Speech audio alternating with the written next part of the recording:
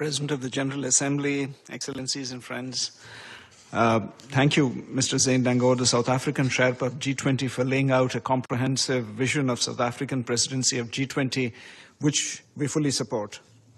It's indeed commendable that the last 4 G20 presidencies led by nations from the global south have successfully brought the development agenda and concerns of these nations to the forefront of global discussions.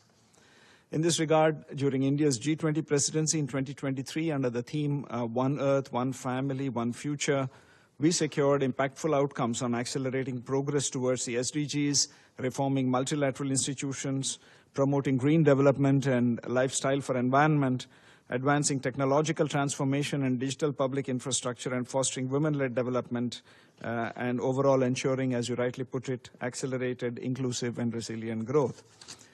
A key achievement, of course, was amplifying the voice of the Global South with the historic inclusion of the African Union as a permanent member of the G20, a milestone that will be remembered for years. A major priority in recent years, Mr. President, has been the reform of multilateral institutions.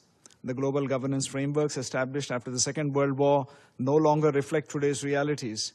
We must move forward with unity of purpose in reforming the UN Security Council and revitalizing the UN General Assembly and ECOSOC. Ensuring that all voices, especially those from marginalized and developing nations, are heard must remain a collective endeavor and one that demands urgent action.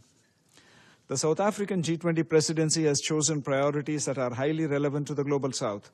Disaster resilience and response, a key focus area, strongly resonates with our efforts, particularly the establishment of the Disaster Risk Reduction Working Group during our presidency. The Coalition for Disaster Resilient Infrastructure also holds significant potential in this space. Addressing debt sustainability for low-income countries is another pressing issue, particularly for many African nations struggling under its weight. In this context, a proposal for a cost of capital commission is a very welcome development. Similarly, harnessing critical minerals for sustainable growth is of great importance to the Global South, and particularly to Africa. It's fitting that these priorities take center stage at the first G20 summit to be hosted on African soil. Mobilizing finance for a just energy transition is very crucial for developing countries as they strive to balance climate action with economic growth.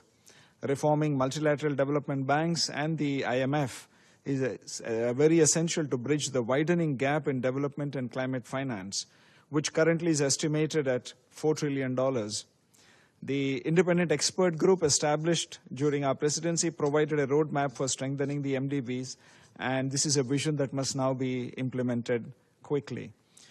The task forces established by South Africa, focusing on inclusive economic growth, industrialization, employment and reducing inequality, food security and artificial intelligence, data governance, and innovation for sustainable development are all highly relevant to us.